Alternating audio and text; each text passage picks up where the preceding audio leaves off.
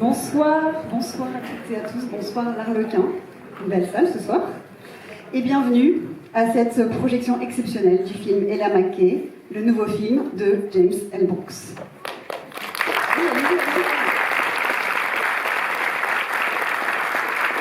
Avant donc sa sortie en salle, qui aura lieu les 15 et 16 mai prochains. Et pour organiser cette belle soirée, nous remercions à la fois le distributeur de Walt Disney Company France, Sens Critique également, et la salle L'Arlequin qui nous accueille dans cette belle salle. On le dit.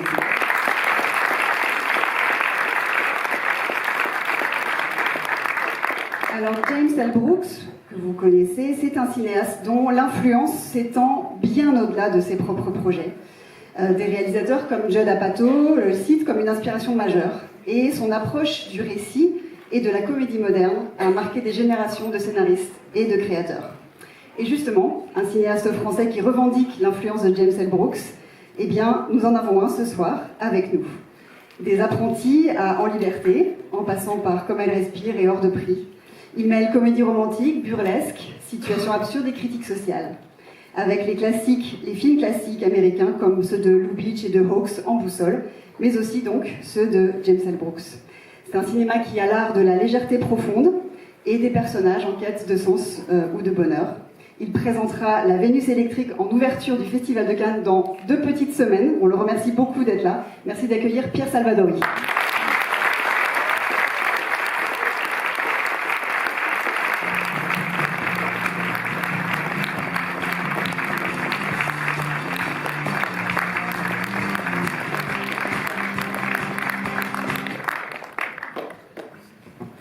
Bienvenue Pierre et vraiment merci infiniment d'être ici ce soir malgré la période un tout petit peu chargée qui est la vôtre actuellement.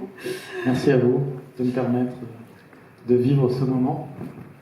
Alors voilà, et donc maintenant nous avons le très grand honneur de recevoir le réalisateur du film de ce soir, cinéaste, scénariste et producteur américain majeur. Oui, on échange de place. C'est un conteur hors pair, capable comme personne de toucher le cœur et l'esprit de son public. Son œuvre, à la fois populaire et exigeante, continue de résonner comme un modèle de narration, d'humanité et d'équilibre entre rire et émotion. Son premier long métrage, Tendre Passion, est un chef-d'œuvre du mélodrame. Ensuite vient Broadcast News en 1987, une satire du monde de la télévision, remarquée par ses dialogues percutants et ses personnages profondément humains, tout comme ses films suivants d'ailleurs, tels que Pour le pire et pour le meilleur et Comment savoir. Ladies and gentlemen, please welcome the great James L. Brooks.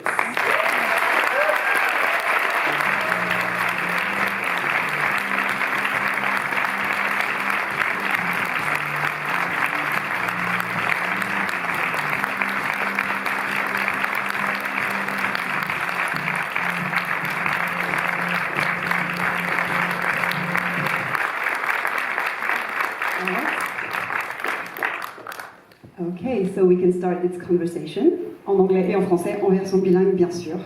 Donc Pierre, je crois que vous vouliez commencer par votre Je veux commencer par moi, je suis juste un fan, je ne suis pas un journaliste, mais j'ai une immense admiration pour lui, c'est pour ça que je suis là ce soir.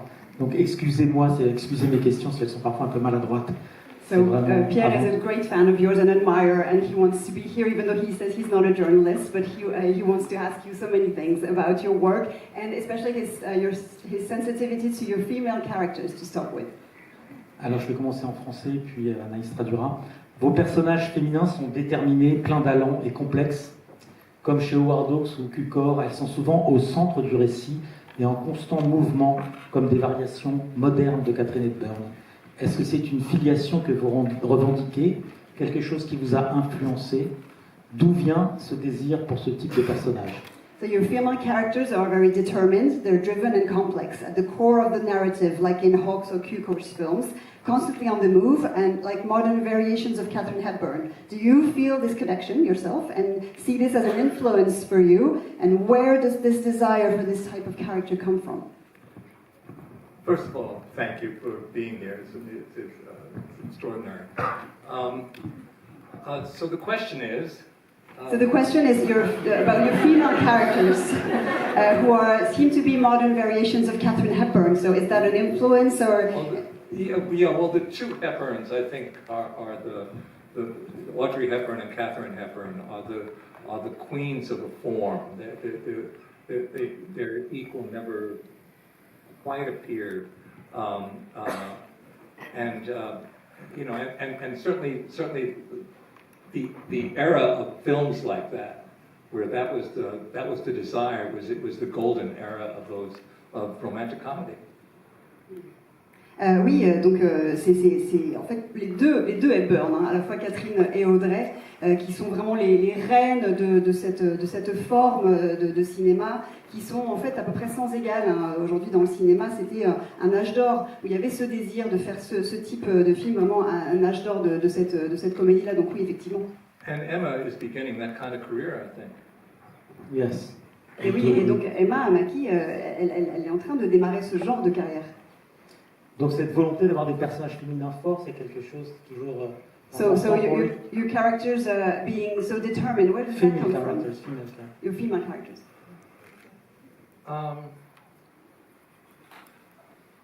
I don't have a ready answer for that. Certainly the women you mentioned, I think each of their films I've seen so many times I can't count. And just having people who did that kind of work as a muse for future work I just think a contribution that continues. En fait, oui, il y a une sorte de continuité. C'est vrai que ces deux actrices, Catherine Hepburn et Audrey Hepburn, j'ai vu tous leurs films énormément de fois, et c'est vrai le fait qu'il y ait cette sorte de continuité, ces muses qui influent ensuite dans tous les personnages féminins que moi, après, je peux traiter. Lorsqu'elles apparaissent dans vos films, ces femmes sont toujours à un point de rupture. Elles courent, elles trébuchent, mais elles ne renoncent jamais à leur morale personnelle pour survivre. Par ailleurs, beaucoup de personnages secondaires gravitent autour d'elles, et ces femmes agissent sur eux comme des révélateurs. Elles sont comme des soleils, elles dévoilent la part d'ombre de certains. Donc elles dévoilent la part d'ombre de certains. Comme par exemple, Holly Hunter dévoile la part d'ombre de William Hurt dans Broadcast News. Ou alors elle les illumine et elle les ramène à leur humanité, comme Helen Hunt fait avec Jack Nicholson dans As Good As It Gets. Avez-vous conscience de la dimension morale de vos films? Est-ce que c'est quelque chose que vous mettez volontairement en avant? Your female characters appear to be at a breaking point in the films. They run, they stumble, but never give up their morals. Many secondary characters gravitate around them, like sons, to reveal their dark side, like Holly Hunter with William Hurt, or give them humanity and make them shine, like Helen Hunt for Jack Nicholson in As Good As It Gets. So are you aware of the moral dimension of your films, and is it something that you deliberately highlight? No and no. Would you care to elaborate a little bit? No, you don't have to, if you want. You don't have to. Donc non. Moi c'est bien.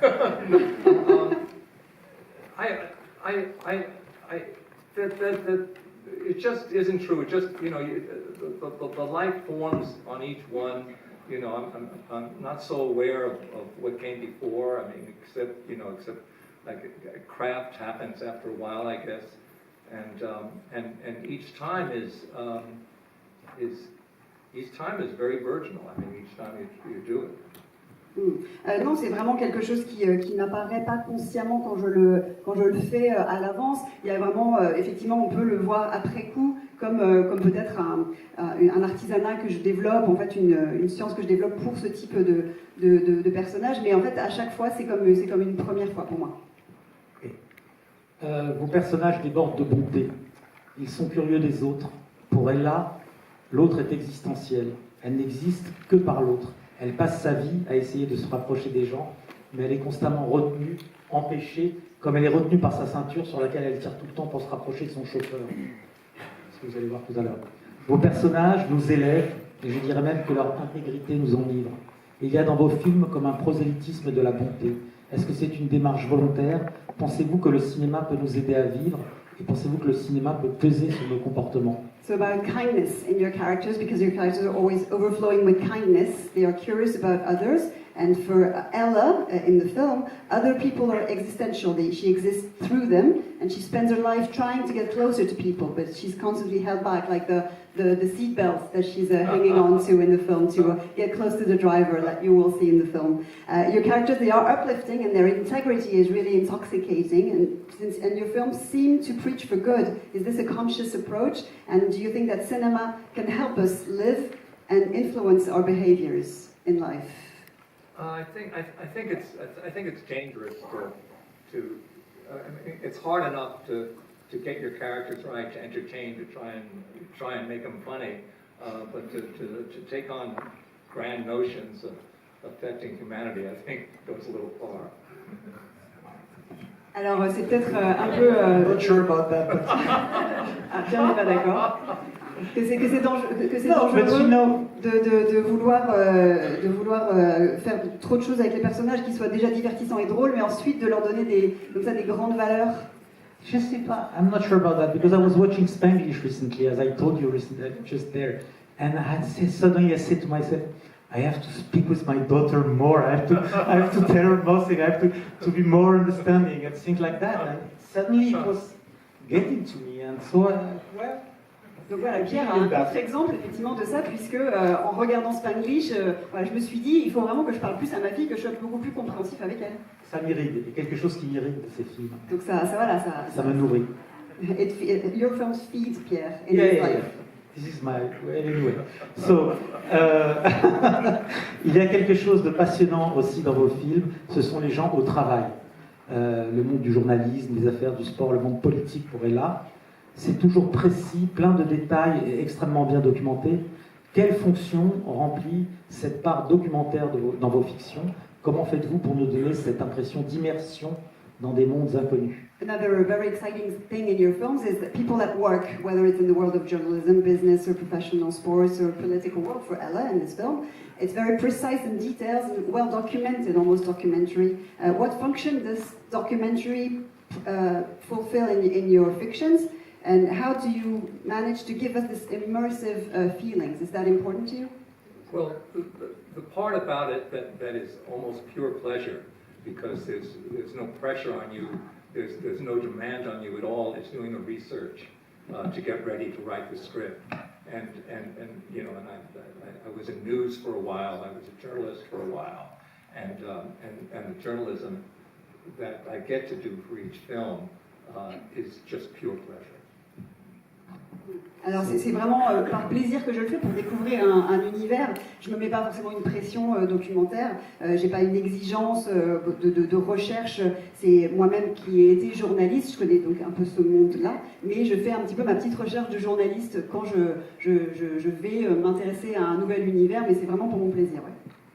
Oui, c'est moins dur que la fiction, c'est ce que tu veux dire. Do you mean that it's less pressure than writing fiction, or like that than writing dialogue, or? I mean, there's no demand. You're just learning. Yeah. Oui, c'est vraiment un apprentissage, donc il n'y a pas une exigence au départ. Alors, on a le sentiment que, alors dans ces films, je voulais parler un peu de l'état de grâce, on sent les acteurs en état de grâce parfois. Et on a le sentiment que les comédiens sont comme portés par le bonheur de jouer dans vos films, particulièrement sur Ella McKay, avec Emma McKay.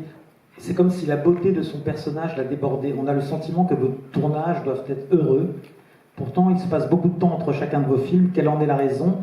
Et est-ce que vous aimez le plateau? Est-ce que vous aimez être sur un plateau? So it feels like your actors are in a state of grace when they act for you. They seem overjoyed to be in your films, especially Emma Mackey in this film.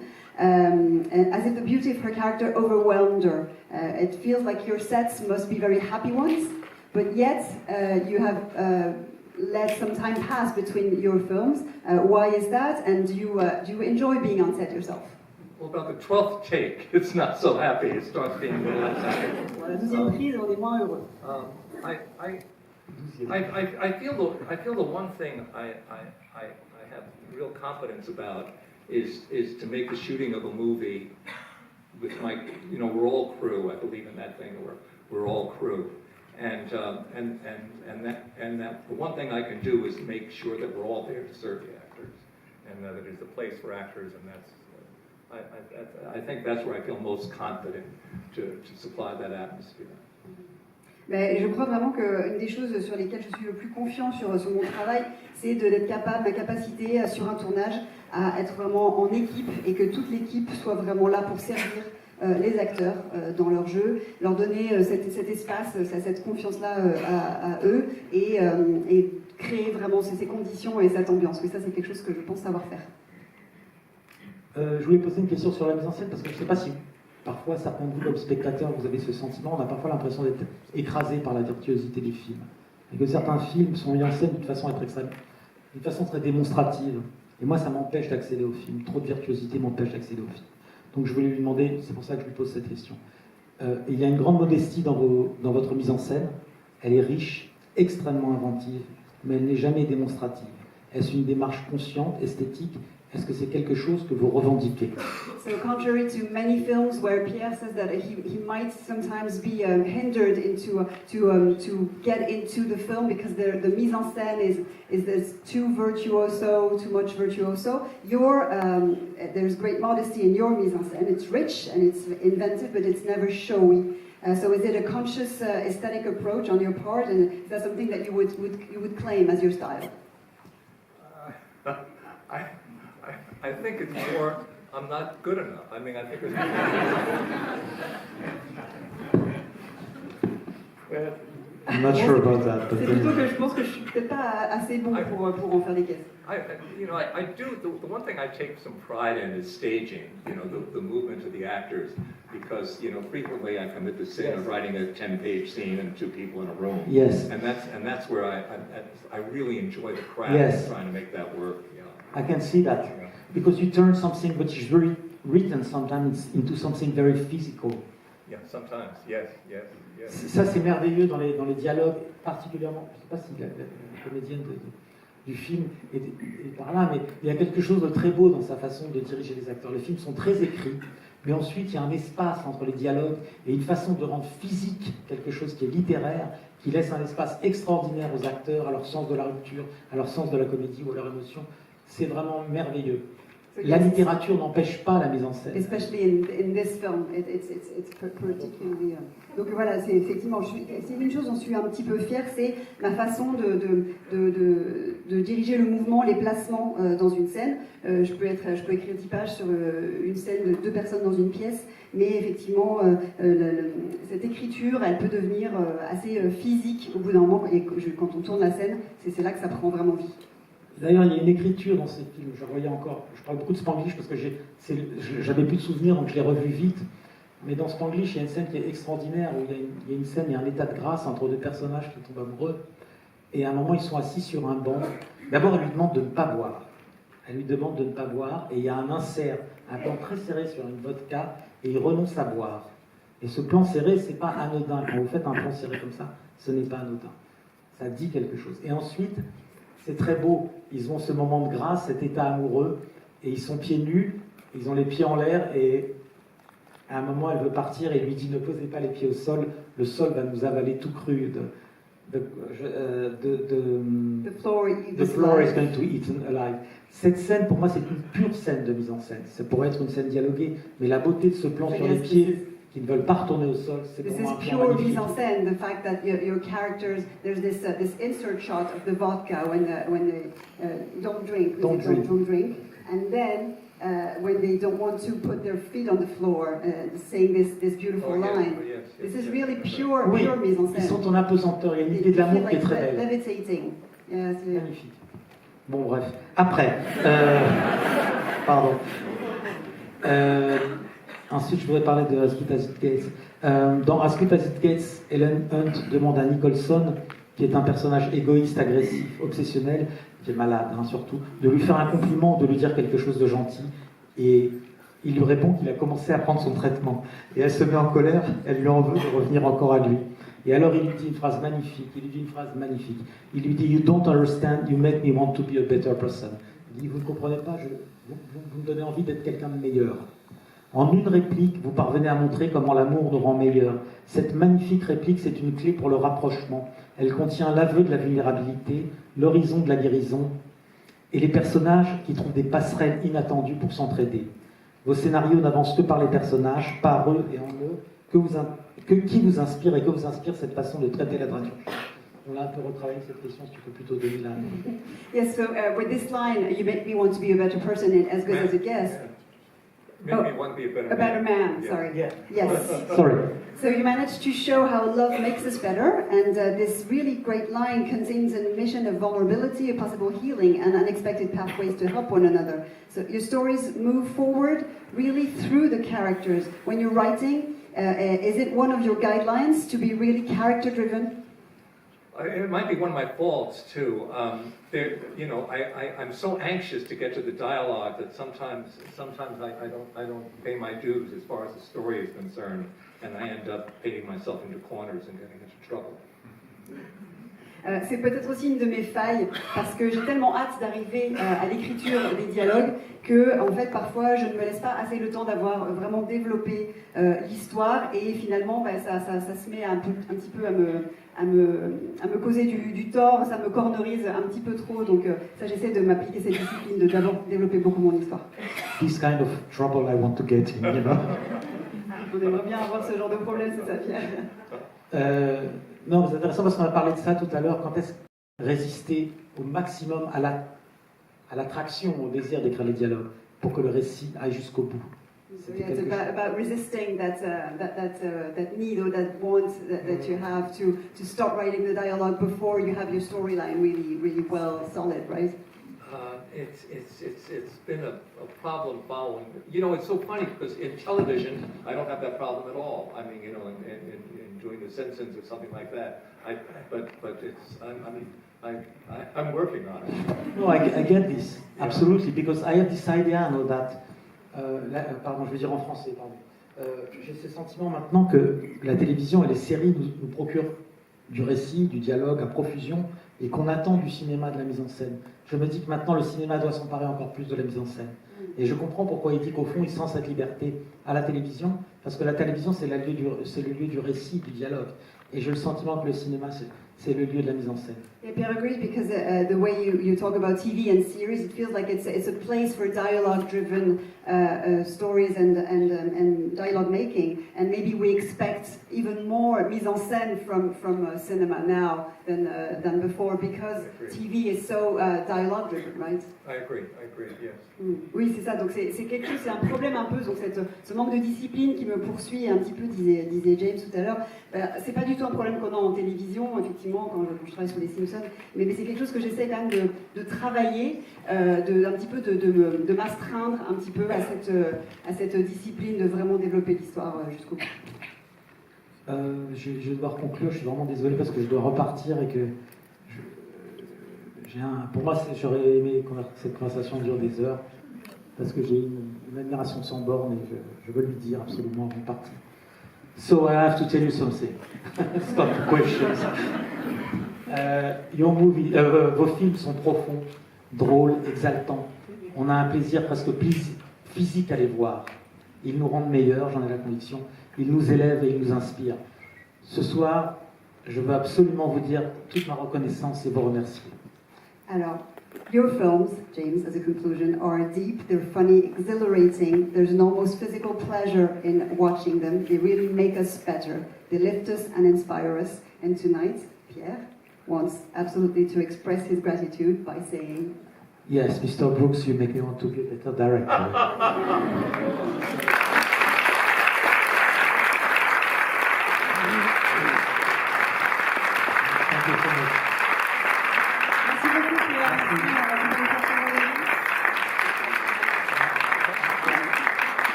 J'ai rencontré Maradona ce soir.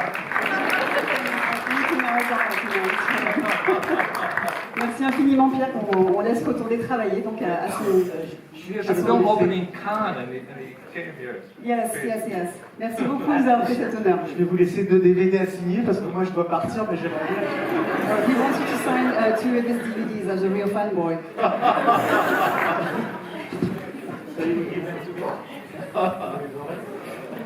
So bye, and I'm so happy that I met you. Very, very happy. Thank you for everything. You're very important to me. Ciao. Ça, je veux. Bonsoir, merci. On s'en occupe.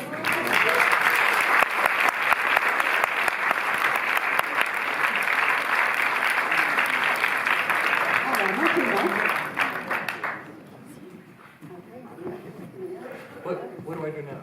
Maintenant, nous allons découvrir le film et la maquette dans quelques instants, mais nous avons le plaisir d'accueillir sur scène son actrice principale. Le petit souffle de l'hiver. Emma Mackey.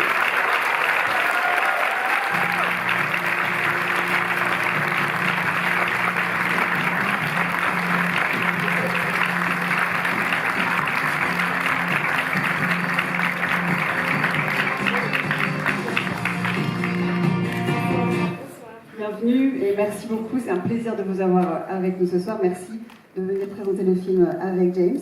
Alors on vient de parler donc de son œuvre et de ses films, de son style. Et alors donc vous, avant de lui dire oui pour rejouer dans son film, est-ce que vous aviez vu des films de lui, lesquels, et puis donc en quoi leur petite musique vous a attiré? Before you said yes, before Emma said yes to you, James, I was asking her if she had seen your previous films and what attracted her to the little music of your films. The little music. Je vais parler en français, c'est cool. Bonsoir. Oui, j'avais vu les films, j'avais vu Broadcast News et Tendre Passion. As Good As It Gets, c'était plus tard, mais je les ai revisités quand j'ai rencontré Jim pour la première fois. Mais déjà, de recevoir un scénario de James L. Brooks, on s'y attend pas forcément dans une vie d'actrice, ça a été déjà un miracle de le lire.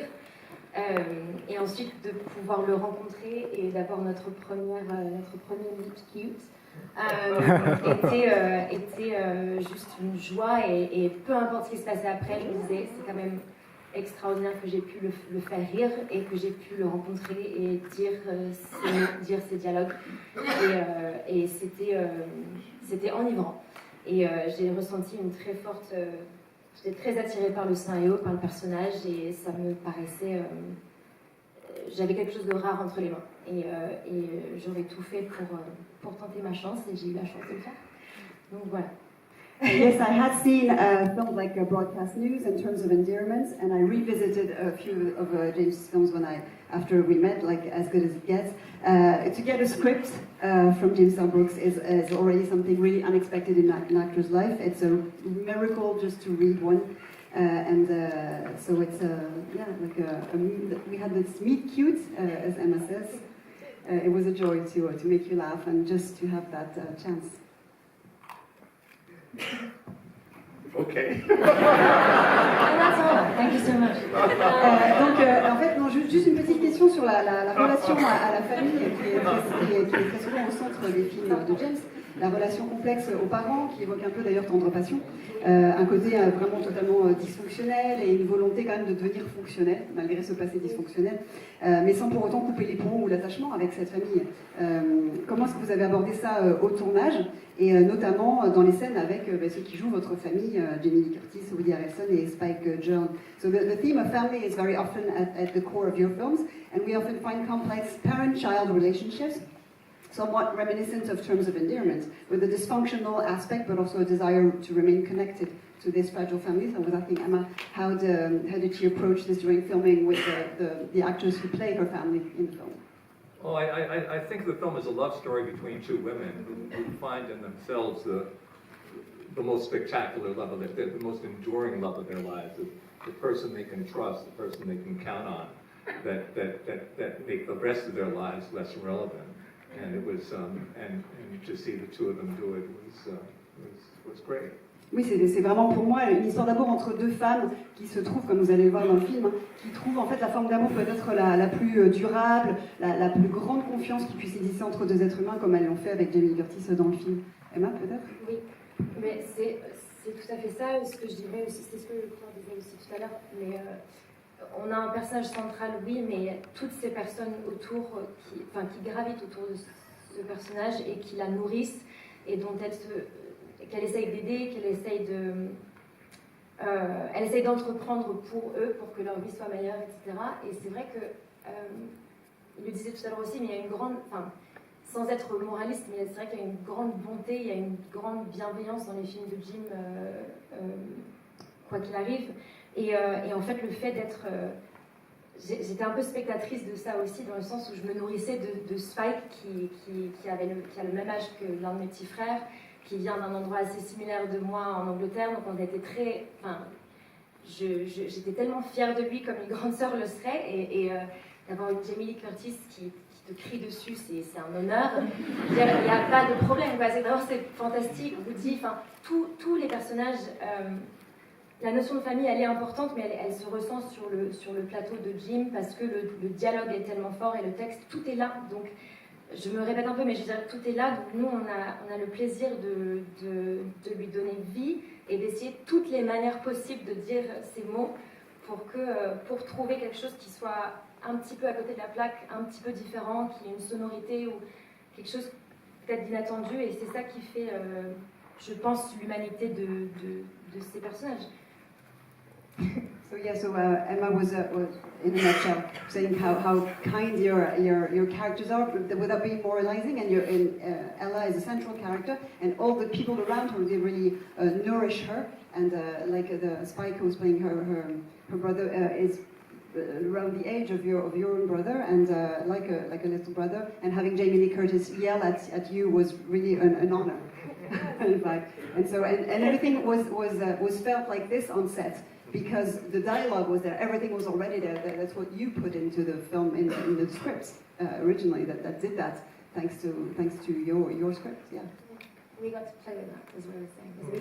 We get to stretch it all the different ways. Yeah, yeah. And it's what you were saying earlier. It becomes the playground, and you give us that space to find the cracks and find the things that are a little off kilter and unexpected. To try and find something raw, maybe, and human, and a little.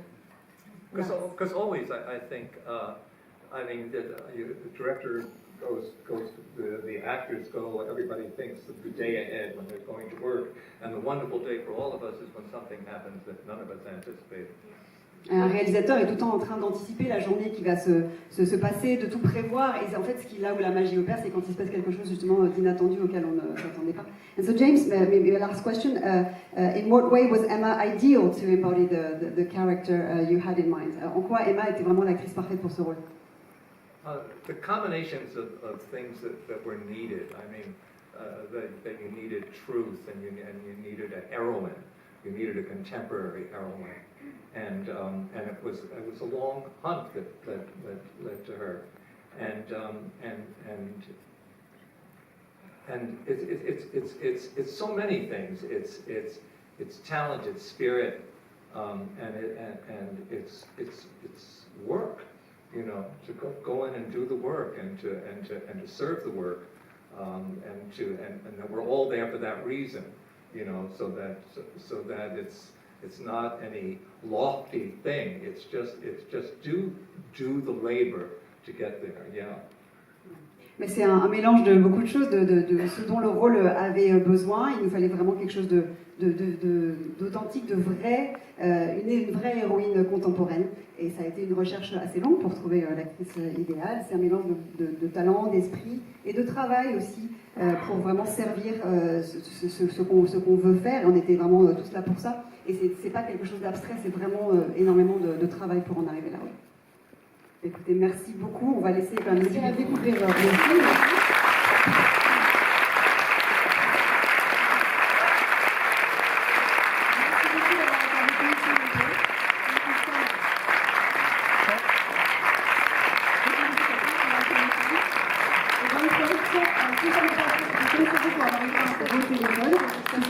Vérifier et